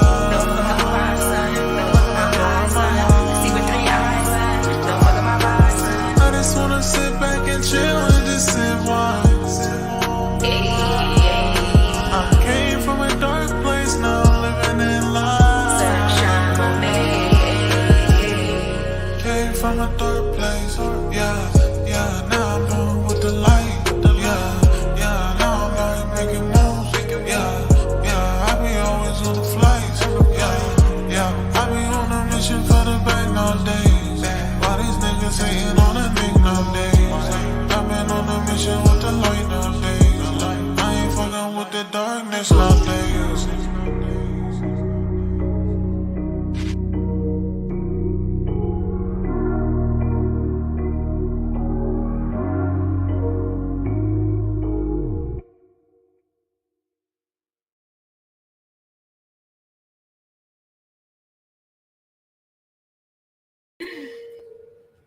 I was muted. My food came. I'm happy to be here. Jesus. I gotta call everybody back. All right. So where was I? I was on Palace. No, I was on Ceres, Isis. This is the energy of the nurturer being nurturing. Um, this is like the maternal energy, your relationship with mother-like figures, daughter, mother-daughter type energy. Food cooking is also associated with nurturing. Having custody of your beings, what custody is over you. All that stuff is located in series on your chart. The asteroids, they're like over 12,000 asteroids. This is how infinite you are. You have the asteroids within you as well. So you can really get to yourself in detail once you get to know like different asteroids, constellations, conjunctions, alignments, sextiles, and all that with other constellations, other planets, other moons, the way the moons are. All that's how complex you are. You could literally study yourself forever and not be done. So stop. Um, Ceres right now is in the mutable energy of Leo in the 12th house, ruled by Cancer energy. So, being tapped into like, you know, um, being the leader, taking that leadership role, being your solar plexus, but also Leo deals with the sun, so dealing with your third eye too when we're dealing with the chakras. There's different ways you could deal with the chakras because your chakras have chakras. That's a whole thing. If you guys want to come to my energy awareness course, I'm here for it. But definitely being tapped into that leadership role, taking charge, um, being the center of things in that realm is take charge. Take charge of your agriculture. Take charge of these mother-daughter relationships in your space, whether it's someone that's biologically yours, someone you biologically belong to or not. As long as there's like a mother-daughter type bond there, like take charge. Heal it if it needs to be healed. Don't keep sitting around waiting for somebody else to, oh, why they didn't do it? They're the parent. That's what I heard. They're the parent. They're the adult. I don't give a fuck. If you have the knowledge to heal it, that's probably why you chose that person, because you have the knowledge to heal this relationship. You have the heart set to heal it. So don't sit here and be petty, because what is that allowing room for? There's no room for that. There's nothing that can come into a petty situation. There's no circulation going on there. None at all. There's no give and take, nothing. It's just petty stagnation. You don't want to do that. You don't want to be that. That's really not what you want. Check your intentions at the door. Before you do anything, ask yourself, what outcome am I looking to get out of this? What outcome realistic will come out of this? Is this in alignment with the outlook that I actually want? If not, then you need to go do something else. Ceres spends about 4 months in each sign. Pallas is an asteroid. It deals with the arts and wisdom, genius qualities that you may overlook, or not pay attention to too much. Self-defense, justice, strategy, also dealing with father-son energy. Right now, Pallas is sitting in Cancer, which I love because I love seeing human learn to love and nurture each other better, create safe spaces for each other. Y'all need to heal because y'all is very like all over the place and very aggressive for no reason. I won't say no reason because that's not true. You guys have every reason to be as aggressive and as assertive as you are. However, the energy is being misdirected, is being misguided, and that's because the individuals you have been taught to hate the ones that's supposed to love you. You have been taught to hate these people that's supposed to love you, that were sent here to love you, to hug you, to guide you, to be your keeper, to correct you, to be your gatekeeper, and to help you create a gate of your own to keep. That's what these people around for. But if you guys all have been trained to keep your guns up and aim at each other and shoot at each other just for stepping on each other's sneakers or talking sideways, or I heard you was sleeping with my girl, or I heard you hit my sister, and you women too, stop going to these men to promote gun violence. A lot of y'all be making stuff up. A lot of y'all be capping. A lot of y'all just be mad at somebody, and y'all know that the individual y'all called is a loose cannon and is a part of the gun violence in the community, and y'all don't be thinking straight, and y'all allow things to occur that should not occur. I hear mothers crying in my head all the time, and it's very tiring. It's very tiring. It's too many moms outliving their sons, and that's so dusty to me. Y'all, I really hope that y'all tap into this Cancer energy and learn how to be each other's keepers, each other's nurturers, each other's guides, because it's very important. Because like, can't nobody check a man but you. A woman, someone like me, I can sit up here and talk my shit all day, but majority of y'all men, especially y'all men's in the temples and stuff, y'all don't respect me well enough to receive me the way I'm supposed to be received. And it doesn't bother me. I get it. It's just like, ooh, look at another woman putting us down. Y'all need to do it for each other. Y'all need to start doing it for each other. Y'all need to start organizing with each other. Start having, man nights out, accountability circles where y'all have goals every day and y'all hold each other accountable. Did you achieve your goals today? Did you get what you wanted today? Start holding each other accountable. Start, I'm a part of this group, and I love the fact that it was created by a man. I have like every day, three goals for my day and 10 things that I'm thankful for a day. He created both of these groups. He's literally tapped into Cancer energy. He created the safe space, but it's not gender specific. I would like for you men to create something more gender specific. Y'all also need to start creating some military type organizations for yourself, getting information, learning how to protect us and the things that we create. A lot of women are out here creating a lot of nurturing areas and spaces with our events, with our, organizations, all these things, and we're not being protected accordingly because you guys, y'all not healed well enough yet to even think that we deserve protection if y'all not sleeping with us, or if y'all not lusting over us, or if y'all not related to us. And that has to be transmuted, but it's not going to be transmuted until y'all heal together, because the only people we need protection from is y'all. We can protect ourselves from each other. We can't protect ourselves. Well, we can, and we will if we have to, but we would rather y'all protect us from y'all. Y'all hold each other accountable. I can't hold, it's certain things that y'all just not going to do unless it's one of y'all that's saying it, that's consistently saying it and creating safe spaces for y'all, for each other. And it starts with everyone. It's everyone's responsibility. But that's my talk on that with Palace. I think Palace is a very important energy to tap into, and I hope that y'all, tap into it accordingly with that mindset. And the heart set is Palace is sitting in Cardinal Gemini energy in the 11th house. A same type of vibes though. Community. Gemini energy is all about community and expression, communication, intellect. Y'all start a book club. Start reading books. Brother Muhammad created a book about the black man. Start with that one. Read Neptune.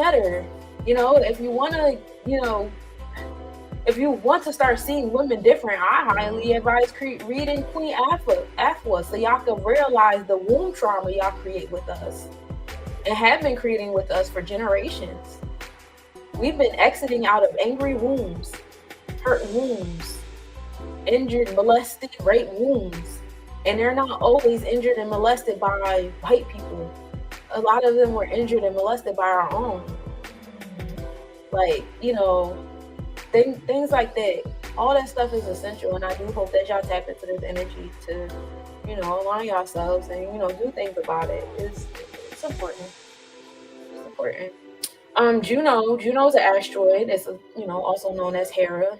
That's the goddess that was married to Zeus, and she was doing the most. She was like the most loyal, goofiest woman, because she would stay loyal to this man who obviously didn't give.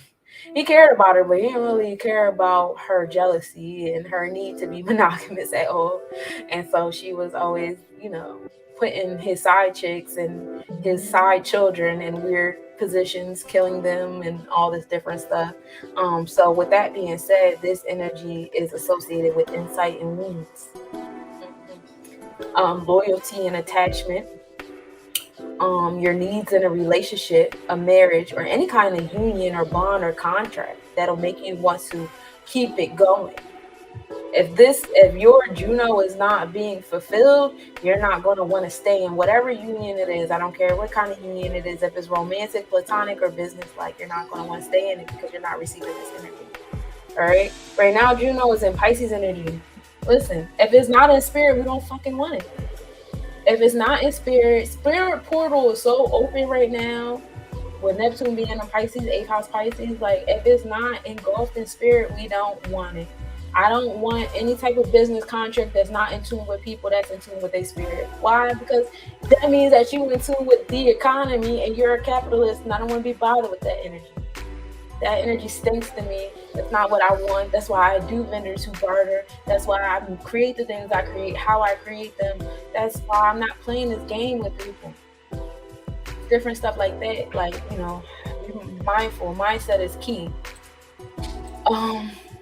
Same thing with relationships. I wouldn't date nobody that's low vibrational. As soon as a man that don't know what I know comes to my space, I can smell it and I'm automatically turned off. He could be a great person, but like if we're not intellectually and spiritually aligned, why would I waste my time? Why are you wasting your time? You need to be with somebody you can grow up with. You can't grow up with me. I'm just gonna be sitting here nitpicking at you the whole time because you're not where I'm at. Like, I'm good. And that's just how I am at it. And I don't want to apologize for that anymore because that's who my spirit is. And, you know, people that get triggered by my spirit, it's weird because it's like it'll be men that's triggered by my spirit, triggered by my intellect, but still would try to talk to me. But you don't like me. I literally just showed you who I am. You're going to let the visual of me, like, just take over all of that? Like, I don't give a fuck, you still look good. I'm going to try to get you. Maybe I can change your mind. Maybe I can change your spirit. You can't. I am who I am, how I am, and that's what it is. That's very weird energy to me. Fix that. But yeah, if it ain't the spirit, we don't want them unions, we don't want them contracts, we don't want none of that. We don't want them friendships, none of that. As far as our heart set, the sidereal chart, I felt bad about it for a long time. It made me feel like an outcast. Oh, don't let it. You're special. There's nothing wrong with it. It's nothing wrong with you just walking in your power and saying, you know what, this is, because that's how you're going to attract the people you need to attract. Like, if you try to repress that part about yourself, you're like covering your magnet to attract the people that you're supposed to be around. So you're going to keep being around people that you don't really like, that you over here biting your tongue and, you know, twisting up your face instead of it being comfortable enough to express yourself. You know, we don't want to do that. Like, I'll tell somebody in a heartbeat, there's nothing humble about me. I don't do humility. I don't do all this meek shit. Like, for what? What is that going to do for me? Me walking around being meek and humble, I'm not going to get the things that I deserve. Because I'm always like, oh, it's okay. I don't. No, nigga, I deserve it all. I deserve everything. I deserve the world. I deserve a temple built in my honor with a statue of me in the motherfucking middle. I want a temple just like Hatshepsut. That's why I rock horn on everything. And I'm going to get it because I deserve it. I deserve to be in history books. I deserve to have children doing book reports about me. Why? Because I deserve it. And I'm going to get it. And I'm going to keep working to it and fine-tuning my magnet on not just a daily, a minute-by-minute basis to deserve what it is I'm going after. Because that's what I want. And that's something that I spoke on into existence when I was in middle school. I don't give a fuck how I do it, but I'm going to be in a history book. And kids are going to do book reports about me. And I'm going to live forever just like that, just like Sojourner Truth. Sojourner Truth always been in my heart ever since I did a paper on her in middle school. Always been in my heart ever since then. Ever since I read Ain't I a Woman. And she ain't going nowhere. And as long as she stay alive, like, if she could do all of that, I'm going to do the same thing. It's that easy. And I'm not settling for nothing less. Because I see people get more attention for just shaking their vaginas on camera. And I can't get the attention I deserve when I'm out here teaching people, hundreds of people, if not thousands of people a year. Oh, no. It's no space for humility. Humility was taught to us to keep us enslaved, to keep us from going after the things that we know we deserve and the things that we want from life. That's what humility is for. It ain't for me. And I ain't gonna sit here and pretend like it is. Yes, and keep making the music your outlet. And keep going out there and spreading them vibes. You know, us Mercurians, we have a way with words. We are very good wordsmiths. You know, we very well gifted in that throat chakra. So like you already in your ego. So just keep it going.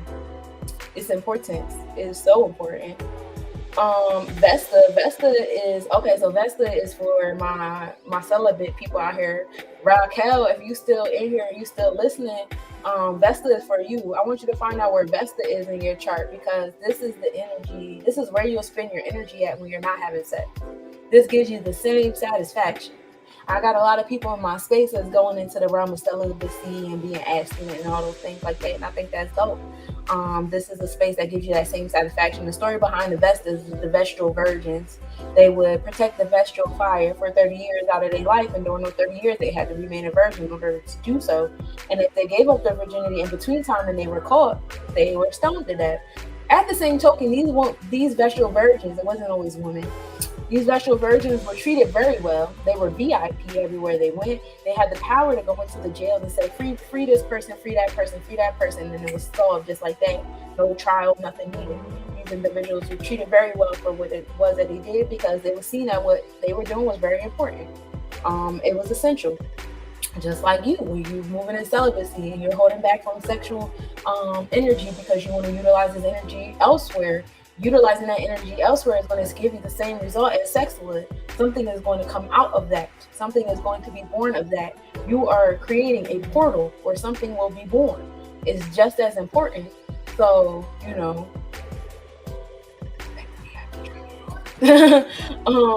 but Vesta right now is immutable Aquarius energy in the 6th house, ruled by Capricorn energy. That revolutionary energy being tapped in. A lot of whenever I do this one, I think of Chirac when they was like, "We not giving y'all no coochie till y'all fix shit." That's what I think of, and that's essentially what it is, and that's fun. Aries is a dwarf planet. Is in charge of discord, lack of harmony. Physically located, like astronomy wise, is outside of Pluto, and is considered as the feminine Mars energy. Astrologically speaking, it's one's rebellious side. This is where people can go. Well, right now in this day and time, Aries is in Aries, in the 9th house, ruled by Aries. So it's a lot of warlike energy happening in like discord and stuff like that. And with Aries and Aries, it's a lot of rebellious energy going on. We've been dealing with protests and activism and all those things like that. And Aries has been in Aries since 1926. So, you think about like the different activism eras during since then till now. Aries will remain in Aries until 2048. So we'll still be dealing with the activist attitude and the social rebellions and marching and all that fun stuff for a little bit longer. The fortune is the signifier of prosperity. It's calculated by intersecting lines of the sun and the moon and the sun and the rising signs coming together. Right now, the fortune is in cardinal Sagittarius energy. So, expanding your mindset, your philosophies, all those things like that is definitely going to assist you in tapping into your fortune. The 4th house deals with, check my notes real quick, my bad, y'all, because I don't come to the 4th house often. The 4th house deals with home and family. Oh, that's Cancer energy, that's why. It deals with home and family. So, like I told y'all earlier, start doing stuff for y'all kids. Definitely doing stuff for y'all kids right now is important. Being tapped into that energy. Like, it's fun to be here online and teaching y'all every day, but I wouldn't be shit if I wasn't also sitting at home homeschooling my kids, making sure that they had the knowledge that they need to have in this realm and things like that as well. So that's what I have as far as how we're starting the week off. And then guess what? 7 days from now, it'll be my birthday. So the next planetary forecast I'll be doing on my birthday, and that's very exciting. Getting into the week. Today we started off in the Wana Gibbous moon. And the Wana Gibbous moon is the moon of retribution. At this point, the light begins to grow less visible each night because we just came from a full moon and we're moving to a new moon. This is similar to a waning crescent, time to clear space of things that have no purpose, more directed towards people than objects or habits. Also, time to enjoy rewards of your efforts. Time to give thanks and acknowledge your accomplishments. Preparing one for the new moon, a time of restoration. Crystals of love are good as reminders to take care of yourself and give self-love. If your health is not good, you cannot fully serve anyone or anything else. This is also a great time to think about what influences you. Is it something that you want to keep doing? Adjust any negative attitudes or behaviors. Great stones to have at this time is citrine, which provokes creativity and positivity. Smoky quartz, which is a grounding stone that promotes clarity and helps one to let go of past patterns and beliefs and make space for new and enjoyment of achievement. Rhodochrosite, which rose quartz, rhodonite, ruby and fuchsite, pink kunzite, danbarite are all love stones, which are great for the self-love. Black moonstone helps one to identify what they need to let go of to keep moving forward, and it also encourages reflection and intuition. And then cypress is a very good herb to have, whether as incense, as in your bath, as oil in your space, and it gives off the sweet balsamic aroma, good for grounding, cleansing, and supporting necessary changes. So that's the moon that we started with today. The Wani Gibbous moon at 91% in Aries zodiac. The sun rose at 6:37 a.m. The sun will be setting at 7:13 p.m. Tomorrow will be still in the Wani Gibbous moon at 91%. You can leave that stuff alone. I got that. We'll be at the Wani Gibbous moon at 91%. The moon will rise at 9:01 at 72 degrees and set at 10:04 p.m. and at 284 degrees in the Taurus zodiac. The sun will be rising at 6:38 a.m. and setting at 7:11 p.m. The east side of the moon will be tipped into view. Mare Christian is that side of the moon, and that's September 14th will still be in the Wani Gibbous moon, which is the moon of retribution, at 81%. The moon will rise at 9:29 p.m. and set at 11:11 a.m. at 292 degrees. The moon will still be in Taurus energy.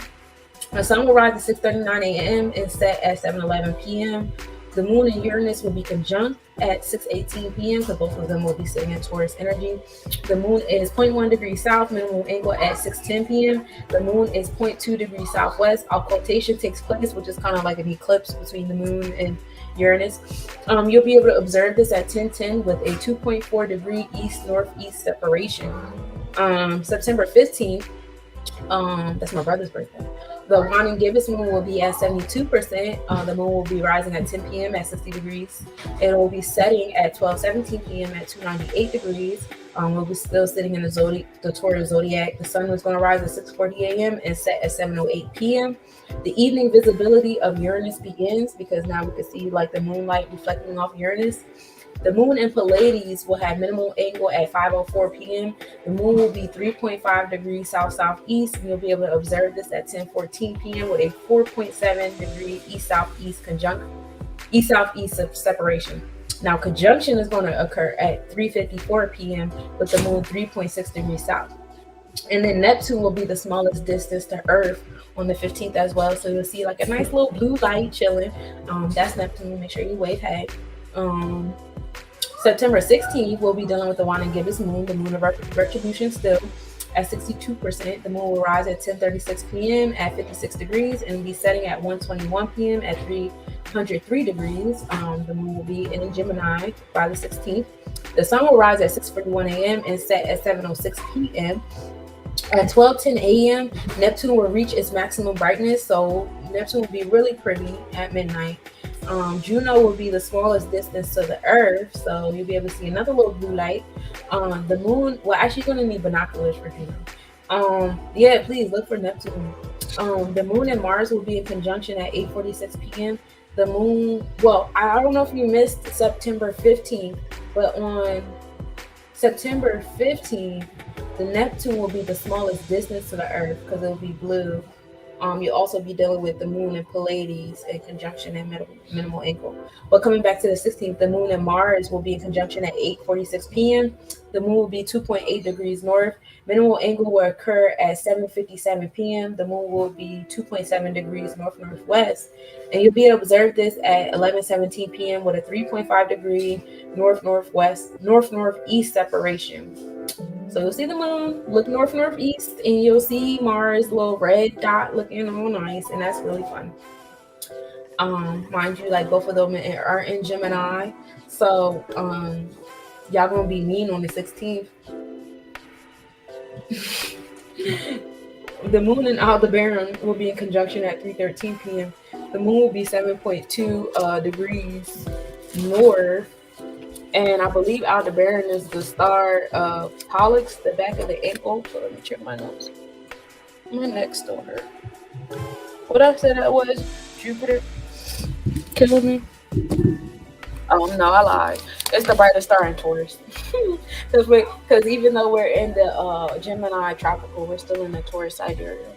So it's the brightest star in Taurus. It's actually the eye of Taurus, and it's the follower because it follows behind the Pleiades star. So after the moon gets done being in conjunction and minimal angle with Pleiades on that Wednesday, by that Thursday, is the 16th? The 16th is a Friday, right? Okay, so Thursday is the 15th. It'll be with Pleiades. Then it'll be with Aldebaran, which is the eye of the Taurus bull, the follower star. And this really is the eye of like honor, intelligence, courage. Political undertakings usually, occur when things are going on with this star. It's a good time to pursue business too, which is pretty dope because dealing with the wanting, gibbous moon and stuff like that, dealing with a lot of Virgo energy, all that stuff building up together. That's fun. September 17th is the last quarter moon at 51%. The last quarter moon is the moon of transition. So ask yourself, what are your future goals? You achieved the goals you initially started, or you're well on the path. Now it's time to bring your lessons and experiences back to start. So you're going to use this time to make further changes to your attitude, energy, and behaviors. Rid yourself of anything that does not help you moving forward, accepting the voids that come with this, and looking forward to new fulfillments. Rose quartz is a good stone to have. This is the gem of universal love for self and others, and it helps heal and open the heart chakra. It also brings peace in times of transition. You have to check out my website, for the rose quartz. Yeah, you can use binoculars. You could definitely see it. Clear quartz helps one move towards their deepest desires, and it also helps with focus. Be mindful with the clear quartz because it'll amplify whatever energy you're already feeling. Aquamarine is clear communication. It reduces strength and promotes positive changes. It also helps release anger and unnecessary negative emotions. Obsidian helps remove emotional blockages, protection from physical attacks, and it helps with clarity, strength, and self-control. Bronzite, the stone of letting go, gracefully helps with healing from difficult times and mourning. Sodalite helps bring overall wellness and calming conflict, help kids sleep, and help with open the third eye chakra. And then frankincense is a good herb to have, whether your incense in your bath as oil. And this it is uplifting. It gives centering energy, promotes stability, and helps with overcoming fear and resistance to change. The moon is going to rise on September 17th at 11:19 p.m. at 54 degrees and set at 2:21 p.m. at 3:06 degrees. And again, we're still in Gemini energy, but we're in the Taurus constellation. The sun will rise at 6:42 a.m. and set at 7:04 p.m. Neptune will be opposite the sun at 7:18 a.m. with the best visibility of the year. So Neptune is just like front center stage between Thursday, Friday, Saturday. It's all about Neptune. It's all about tapping in spirit, what spirit doing, all that fun stuff. September 18th, which is Sunday, we're dealing with the waning crescent moon at 42%. There's no exact time for the rising. The setting is 3:16 p.m. at 3:07 degrees, and now we are in the Cancer zodiac. The waning crescent moon is considered the moon of cleansing. This encourages one to let go of any anger and negativity, throw any clutter out, reset, nurture yourself, and turn inward. It's time to start pulling out the hermit card. Some of you guys, especially my Geminis, because you guys are always in the future, you guys have already started pulling out your Gemini cards. So, usually my air energies are usually like a week ahead of time with certain things, because that's the futuristic energy. Air is always ahead. Air is everywhere. So reset, nurture yourself, turn inwards, reflect on all of the knowledge you have acquired during your journey. You are ready to share this knowledge with others. You are bringing your cycle to a close, and it's time to rest and meditate for the new cycle. And maybe in the beginning of the new cycle, you can come out of the hermit, or you could just, create some things within the hermit realm and just keep building on that for the next cycle. Ask yourself what you may want to accomplish in the next cycle. Under this moon, you may feel uneasy, over emotional, and out of control as you notice all the changes happening around you. You will notice your preparation and acceptance of the transitions you must experience, and it's showing changes in your life. Your circumstances and relationships around you are also changing around this realm. Good stones to have around this time. The bloodstone helps banish negativity and increases energy, helps calm frustrations and bring peace, also promotes personal power, courage, confidence, helps one to take responsibility for what they created. Black tourmaline is a protector stone. It creates a psychic shield and deflects destructive and negative forces. It also cleanses one from their negative emotions and thoughts, neutralizing internal conflict. White sage is a fresh herbal aroma, cleans, purifies, and promotes wisdom. It brings understanding to difficult situations and cleans out patterns of behaviors that are no longer helpful. And it also provides protection. Also, on September 18th, that Sunday, the sun is going to rise at 6:43 a.m. and set at 7:03 p.m. The maximum north declination of the moon will also be on sundown. And then on Monday, it's my birthday. September 19th, we're dealing with the waning crescent moon, still 32%. The moon will rise at 12:08 a.m. at 53 degrees, and the moon will set at 4:05 p.m. at 3:06 degrees. The moon will be in Cancer zodiac energy. The sun is going to rise at 6:44 a.m. and set at 7:01 p.m. The moon in Tejas posterior will be in conjunction, because even though we're in Cancer zodiac, we're still in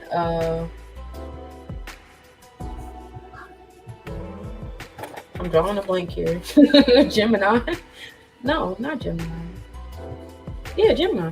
We're still in the Gemini constellation. At 4:02 p.m., the moon will be 4.1 degrees north. Minimum angle at 4:34 p.m., the moon will be 4.1 degrees north, and you'll be able to observe that at 12:44 a.m. with a 7-degree north-northeast separation. So Tejas posterior, it gives off the energy of Mercury and Venus. It is a part of the Gemini zodiac. It's Gemini constellation, because even though we're in the Cancer zodiac, we are in the Gemini constellation, and that's the difference between the sidereal and the tropical. But it's a part of the back foot of I want to say Pollux, which was the immortal twin, and this is a force energy protection. It controls the hands, arms, and shoulders. It's a good time to return from a journey, brings on health and goodwill. Thinking about the energy of Mercury and Venus being kind of like proper, conservative to an extent, very intellectual, expressive, because there's joy in that intellectuality and expressiveness. A little pompous, a little bougie. That's the vibe of the moon on Monday, as it should be, because it's the day of the moon. The AM visibility of Venus begins, so we'll be able to see Venus in the AM now, and then the moon will be the furthest distance of the Earth. So even though the moon is sitting pretty in that Gemini vibe, it won't be like super big and stuff, and that's cool, because we get our super moon. Well, the last super moon of the year was last month in August, so we're not really doing it anymore. But that's it. That's the planetary forecast for the day, for the week. You guys got all the zodiac energies. Just to give y'all some history facts. Let's talk about September 12th. Well, first let's talk about the constellation Lyra. Lyra, which is the parallelogram with the triangle connected to it, is now sitting in our midheaven skies. Lyra is the musical instrument that Mercury created and gave to Orpheus to enchant the beasts and the stones out and about while he's playing it. And then when he died, we put it in the stars.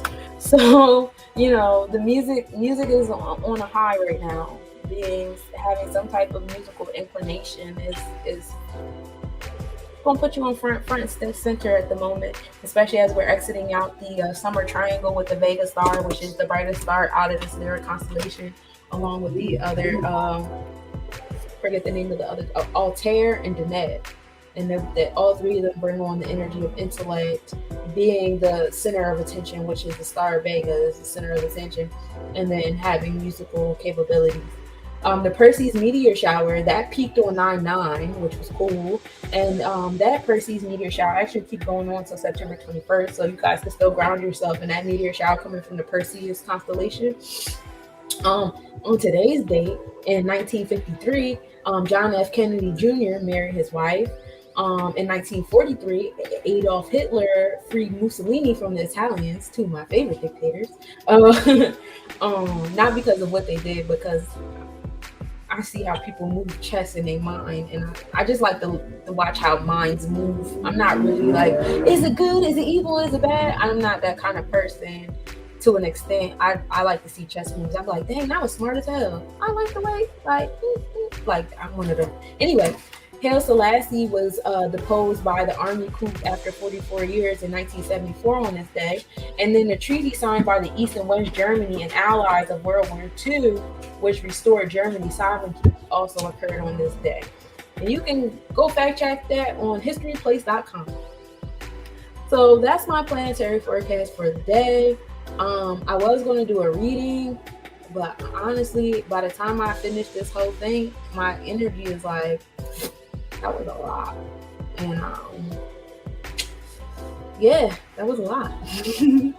So I thank y'all for tapping in. If you guys would like a reading, at some point in time, just message me. I do readings. I can give you, a little energy awareness, one-on-one with you real quick to, we can align your natal chart with the transit chart. We can do some synastry charts, all that fun stuff. You just let me know what you need. And that's what I offer you. So you guys enjoy these next 7 days. I'll see you guys on the 19th. Yeah. Bye.